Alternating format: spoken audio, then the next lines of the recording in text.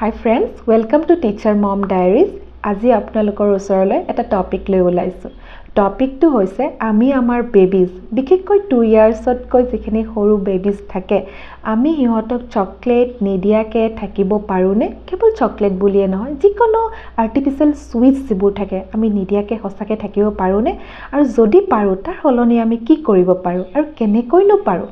কাৰণ আমাৰ বিশেষকৈ আমাৰ মমছখিনি মাকবিলাকৰ এইটো মানে সদায় এটা কমপ্লেইন থাকে বা সদায় কনচাৰ্ণ হয় একচুৱেলি যে মোৰ ল'ৰা বা ছোৱালীজনীয়ে আৰ্টিফিচিয়েল বস্তু বা বাহিৰৰ বস্তু খাই খুব ভাল পায়, জাংক ফুডছ খাই ভাল পায়, সুইটছ খাই ভাল পায়, কেক খাই ভাল পায়, কিন্তু যেতিয়া আমি ঘৰুৱা খাদ্য দিওঁ তেতিয়াহ'লে সিহঁতে এইবোৰ নাখায় বা খাবলৈ ইচ্ছাই নকৰে।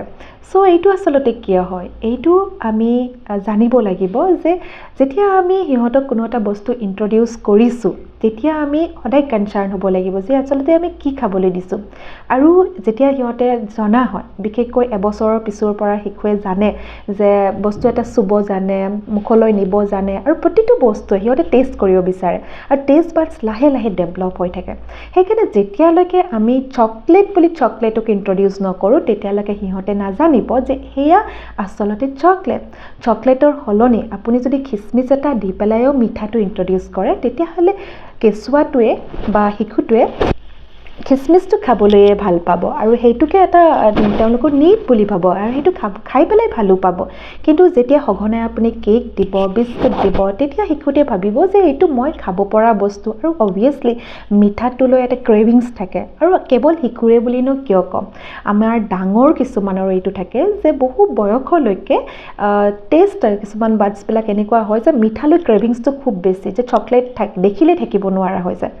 আৰু আমি জানো যে হেবিট ফৰ্মেশ্যন হয়। কেনেকৈনো হেবিট ফৰ্মেশ্যন হয়? যেতিয়া যিকোনো হেবিট হয়তো ভাল হ'ব পাৰে, হয়তো বেয়াও হ'ব পাৰে, কিন্তু কেনেবাকৈ যদি এই হেবিটটো বেয়াৰ ফালে ঢাল খায়, বেয়াৰ ফালে মানে ইন দ্য চেন্স এনেকুৱা হ'ব পাৰে যে শিশুটি যেতিয়া লাহে লাহে গ্ৰ' কৰিব আৰু খাদ্য খাবলৈ যেতিয়া অনিচ্ছা কৰিব, তেতিয়া নিশ্চয় হেল্থ প্ৰব্লেম বা হেল্থ ইছ্যুজ কিছুমান আহিব পাৰে। আৰু আৰ্লি ষ্টেজত যেতিয়া আমি চকলেট বা তেনেকুৱা ধৰণৰ আৰ্টিফিচিয়েল সুইটছ ইন্ট্ৰডিউচ কৰিম, টুথ ডিকে হ'ব পাৰে বা টোপনিৰ প্ৰব্লেমছ হ'ব পাৰে বা খাদ্যৰ প্ৰতি অনিচ্ছা কৰিব পাৰে।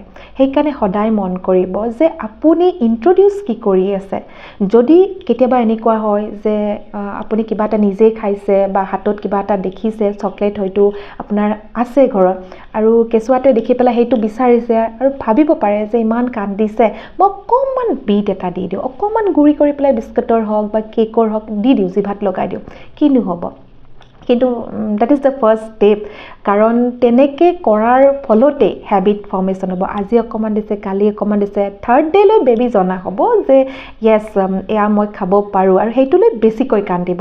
সেইকাৰণে আপুনি কেতিয়াও যিমান দূৰ পাৰে সিমান দূৰলৈ আপুনি এইবোৰ বস্তু ইন্ট্ৰডিউচে নকৰিব। আৰু যদি কৰিছে, লাহে লাহে লাহে লাহে এইটোক মানে আপুনি পৰিৱৰ্তে কিবা এটা বেলেগ দি দিয়ক।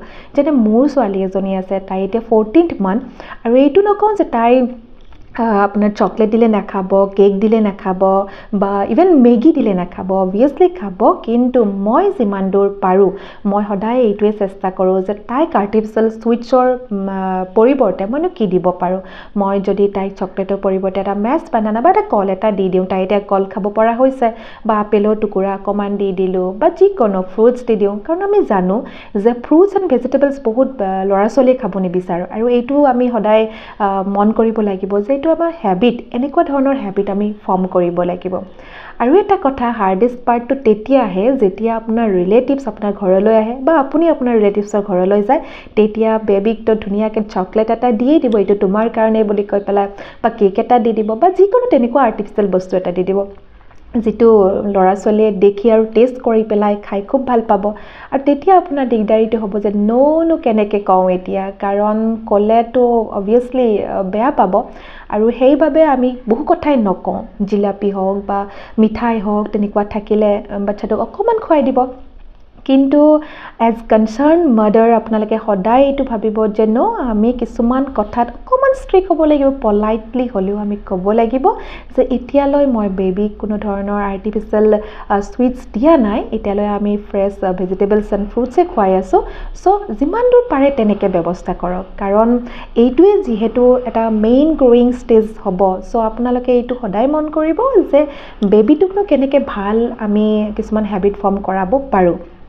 আৰু তেনেকুৱা ধৰণৰ আৰু বহুত টিপছ এণ্ড টেকনিক্স আছে। যদি আপোনালোকে ভাল পাইছে ভিডিঅ'টো চাই পেলাই, যদি আপোনালোকৰ লাগিছে যে এয়া আপোনালোকৰ বেবীৰ কাৰণে অকণমান হেল্পফুল হ'ব পাৰে, তেতিয়াহ'লে please do subscribe my page and my YouTube channel teacher and mom diaries, and thank you for ৱাচিং this video' and will meet you চুন।